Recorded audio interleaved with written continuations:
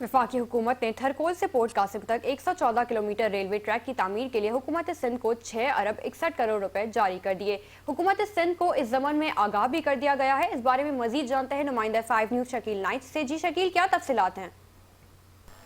जी देखें, इस्लाम कोट थरकोले के फील्ड से लेकर छोर तक 105 किलोमीटर और बिन कासिम से लेकर पोर्ट कासिम तक 9 किलोमीटर रेलवे लाइन की तामीर और पोर्ट कासिम तक जो है 5 लोडिंग सहूलत के काम के लिए वजारत रेलवे ने 6 अरब 61 करोड़ हुकूमत सिंध को कर दिए हैं।